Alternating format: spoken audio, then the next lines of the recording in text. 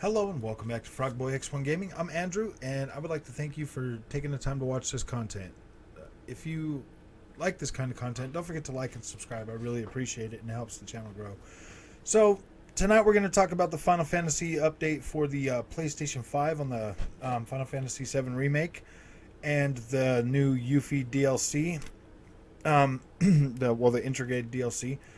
So basically, I bought this game back in April of 2010 or 2020 when it first came out. So I was able to, complete the game right then and there that weekend. So I haven't sat down and played this for a while, but I did get on there after they updated it the other day to upload my save so that I could download that for the PlayStation 5 version. That went pretty seamlessly. I had no problems with that whatsoever. So I'm going to be honest with you right now. Like, my expectations for this upgrade were way unrealistic. This is merely a texture upgrade, a lighting upgrade, and an increase in resolution, and that, from what I can see, is basically it. I was expecting, better geometry, better detail in like the surrounding areas and stuff. And the fact that the game is still using checkerboard rendering on the PlayStation 5 for this version, I don't know. So I don't think they changed the rendering pipeline whatsoever. I think they just made it so it would render at a 4K checkerboard. You can still see the checkerboard in Cloud's hair, in Aer's hair, in the vegetation. It does look they've added. I mean, they've definitely increased the textures and like the dirt on the walls and stuff. They've added, but they didn't. That's all they did was just increase the textures. There's no new detail whatsoever in any of the surrounding areas. Everything is just the same textures, just upgraded. They're higher resolution textures. That's it. So I'm not saying that's bad. I mean, if you had the game, the upgrade is free. So, I mean, it definitely increases the resolution. It does look a lot better that way. I don't know if I like the new lighting model. I kind of like the last. I don't know. I mean, like I'm still in between on that. I don't know if the new lighting model is better or worse, to tell you the truth. You could tell that there's definitely more. Like it does look better in some ways, but then in some ways it doesn't really do that much. I mean, when you still look up at the when you still look up, like the distant building still looks like it's from like Super Nintendo era. So I mean, it's not as pixelated as it used to be. Like, it doesn't look like it used to look like it was 8-bit. Now it looks like it's 16-bit. So, I mean, it's still basically a backdrop picture that has low detail and low resolution. So that's still kind of like off-putting for the game. I feel like they had enough power in the PlayStation 5 to increase that or enhance that, but they chose not to. Yeah, my expectations for this were way too high. I was always, back when I first bought this, I was like, oh gosh, I can't wait for this to come out to Xbox so that it gets better visuals. But now in hindsight, now that I've seen this on the PlayStation 5, I don't think, even if they do put it on Xbox, nothing else is going to change. There's not going to be any change to the visual identity of this game. It's probably going to stay the same. I'm not saying that that's a bad thing, but we're talking now it's checkerboard 4K at 30 frames per second. And if you do the performance mode, it basically looks exactly like the PS4 Pro mode. Like the same blur, the same everything. But it still does retain those the better textures and everything else. So, yeah, I mean, if you're looking to buy this game to showcase the PlayStation 5, yeah, this is not it. This is not the game to do that. Spider-Man Miles Morales looks infinitely better in presentation overall. That's the game you'd want to probably start your if you're wanting to see something that looks pretty good on your PlayStation, I would probably go with that. This looks fine. I mean, it does look better with the higher resolution. I mean, I'm definitely going to play through it again, just because of that, and I want to see like the whole thing again, and and because it might help me get into playing the Yuffie DLC. More on that in a minute.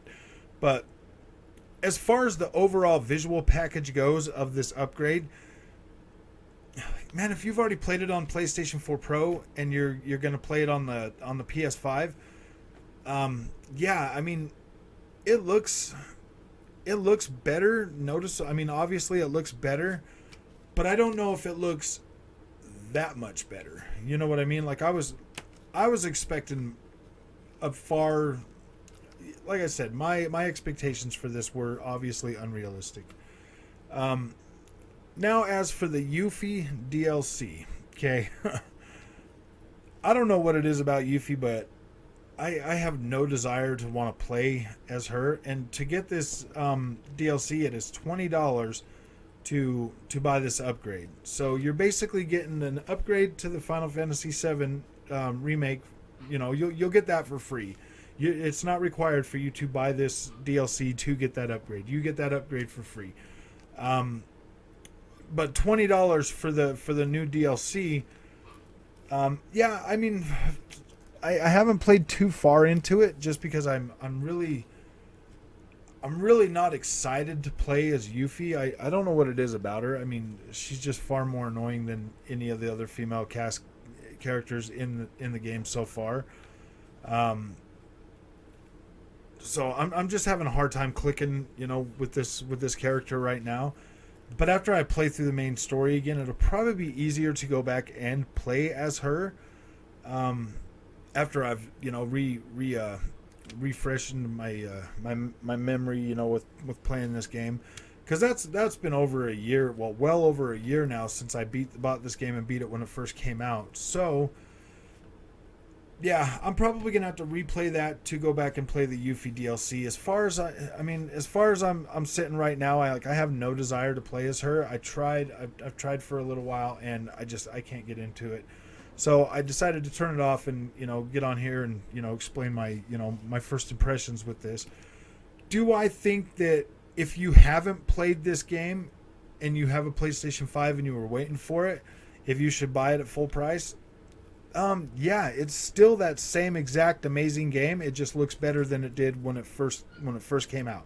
It definitely has a higher resolution, or you can do the 60 frames a second mode, which is, man, I'm gonna say it's the exact same. Like jumping between the two games, because I can still go back and forth on the PlayStation 4 version and the PS5 version. The resolution looks exactly the same to me. Like everything just looks like it looks pretty close to the same. I would say it's about the same. So, I think that when that came out, they were like 1600p or something, like with the checkerboard or whatever, and then it would go up or whatever. So yeah, it basically still looks like that lower resolution, but now you get all the textures and the upgraded lighting and everything else that is in the new upgraded package, which is pretty good, plus 60 frames a second. And when I played through this on the PlayStation 4 Pro, I was extremely happy. Like, I was satisfied with the way it looked. I was content with that. So, if you buy this game on your PlayStation 5, if you haven't played it yet and you have to buy it, full price, I do recommend, getting, yeah, it's definitely worth the money, for real. I mean, for sure. I got about, what was it, like 26 or 28 hours. I don't remember what my save was, but maybe 28 hours of gameplay, just going through the main story. And I was kind of taking my time, but not taking my time, because I didn't do a whole bunch of side quests or anything like that, but I'm going to do some of that stuff on my next playthrough. So it's definitely worth the money. It's definitely worth the time. And if you haven't played it, then yes, this is definitely the definitive edition, because you get 60 frames a second, or you get a higher resolution which in this case, I mean, I played through it. When I first played through it, I was at 30 frames a second, and it wasn't a terrible experience by any means. But then again, back then I was still used to playing games at 30 frames a second, so it felt normal. Now, like going through there and playing on the 30 frames a second, it doesn't feel bad at all. Like even today, it feels pretty good. So yeah, either mode is fine. Will be good for this playthrough, for your playthrough. So yeah, I definitely do think this game is worth the money. The upgrade is sufficient for being a free upgrade. It definitely is. If you're buying this game, if you're buying this game on your PlayStation 5 because you want to showcase the power of your PlayStation 5, I don't really think this is that game. I mean, it does look good, but I don't think that this is that game, because you're going to get into places where you're going to look at the walls and the stuff and you're just going to be like, wow, like these textures look pretty PlayStation 2-ish, or PlayStation 3. And even with this upgrade, they still don't look next gen or even, end of last gen. They still don't look like that. They're still pretty rough. They're not exactly but I mean, you're not going to be sitting there looking at the walls like I do all the time, looking at the visuals. You're going to be playing this game and you're going to have an amazing time. Obviously, me with my unrealistic expectations for video game graphics on $500 consoles is, pretty ridiculous. So if I was able to justify it in my head, like, you'll probably have a great time. You'll probably be just fine with it. You probably won't even notice any of the things I notice. But, that's just something that I do, after watching Digital Foundry all last generation. That's just something that now I'm more worried about what my games look like than how they play. Not all the time. I'm still able to play the games, but yeah, that's just kind of how it goes. So if you like this content and you want to see more, don't forget to like and subscribe. I really appreciate it. Thank you.